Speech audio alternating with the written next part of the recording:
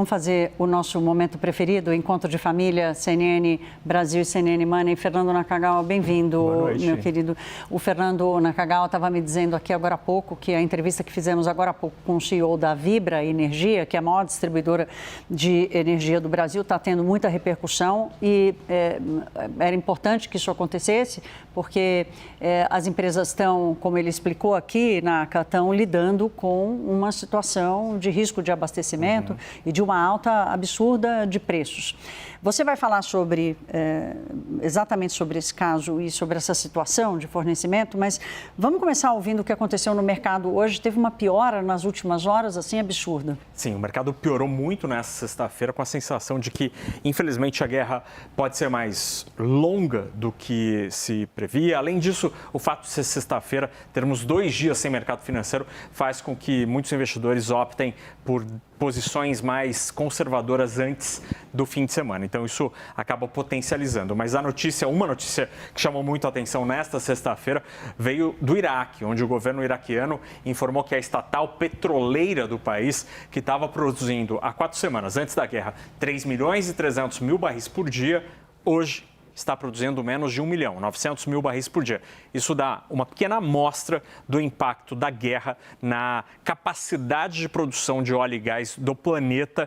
E isso, obviamente, se a guerra acabasse neste segundo, amanhã o Iraque, os Emirados Árabes, o Catar, o próprio Irã não conseguiriam produzir o que produziam há um mês. Ou seja, o impacto ele será maior do que a guerra, infelizmente. O resultado disso está nos números. O dólar subiu com muita força hoje no Brasil, quase 2%, fechou o dia em R$ 5,31. O petróleo hoje fechou no maior patamar desde 2022, 112 dólares o barril do tipo Brent. A Bolsa Brasileira, mesmo com a alta do petróleo, Petrobras caiu hoje diante desta pressão que a empresa tem sofrido, porque aparentemente ela vai ter que agir de alguma maneira ali para tentar aplacar, junto com os importadores, a situação. A Bolsa caiu mais de 2% e fecha em 176 mil pontos. A semana termina com números negativos, mas não tão negativos assim. Na próxima tela a gente tem a semana que tem uma queda da Bolsa, mas de 0,81% e o dólar cai um pouquinho até na comparação com a semana passada. A gente já falou aqui várias vezes que a Petrobras não tem hoje uma fragilidade de caixa, não vai sangrar caixa como sangrou lá no governo Dilma Rousseff. Ela já é exportadora líquida e aí, portanto, tem mais fôlego para aguentar, mas é a única, né? Sim, sim. É a única. Que responde por um bocado gigante do nosso mercado. 70%, exatamente. Né? E 30% no caso do diesel é muito, gente. 30% é muito, que foi o que disse agora há pouco o Ernesto Pousada, aqui, CEO da Vibra. Agora, Naka, explica para a gente, tem um ator novo que chega nesse cenário, que é a liberação do petróleo da Rússia. Nós aqui estávamos comprando diesel da Rússia com um belo desconto, sim. Agora não tem mais desconto.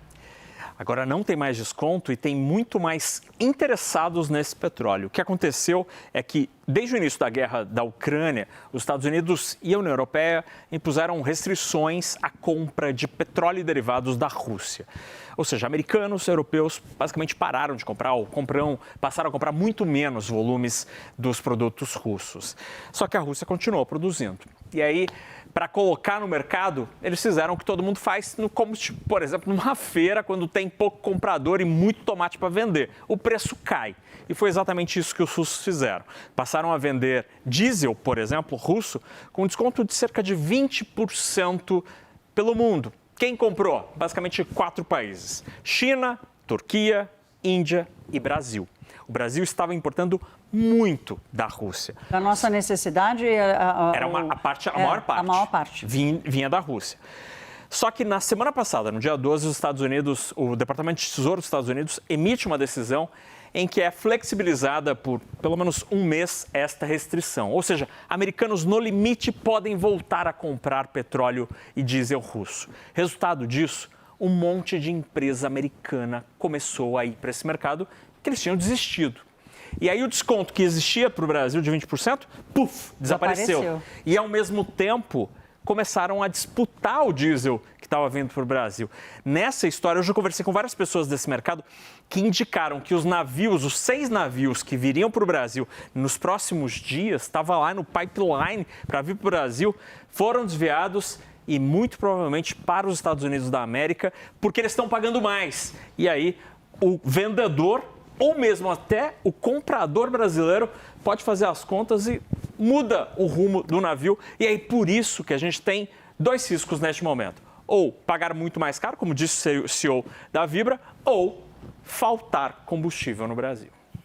Naka, aí você traz, eu preciso te pedir rapidamente, porque ontem você trouxe a informação de que a Petrobras tinha reduzido a oferta de petróleo, de diesel em abril. A Petrobras negou essa informação, nós demos aqui no Hora H a nota da Petrobras e o Ernesto Pousada, na entrevista que nos deu, disse que faltou sim. Não é que faltou, que reduziu, que houve redução. Então, temos duas versões aí conflitantes nesse caso. E essa história do desvio do diesel também foi objeto de fala da Magda Chambriard, que faz uma acusação, quer dizer, alimentando ali um clima de guerra entre o setor privado e a Petrobras. Este tom belicoso não ajuda em nada neste momento, e aí dos dois lados. Mas o fato é, nesta semana, Daniel Richtner, diretor de jornalismo da CNN, trouxe a informação de que naquela entrevista há 2 dias do ministro Renan Filho dos Transportes, junto com o pessoal da Agência Nacional de Transportes Terrestres, da NTT, quando fazem uma entrevista coletiva para anunciar as medidas para tentar conter o preço, eles citam 5 empresas. E essas empresas foram citadas aparentemente por uma decisão do Palácio Planalto, que decidiu botar nome CNPJ a apuração do Daniel Richtner. Ou seja, o governo começou o tom belicoso dessa disputa e tom belicoso, neste momento, não vai levar a gente a lugar nenhum, ou melhor, vai levar a gente para um lugar pior. Fernando Nakagawa, muito obrigada, meu querido. Sinto muito a gente terminar a semana assim para baixo. Hoje não tem história de pipoca, não tem história de farofa, porque realmente a situação é preocupante. Bom fim de semana para você. Até logo.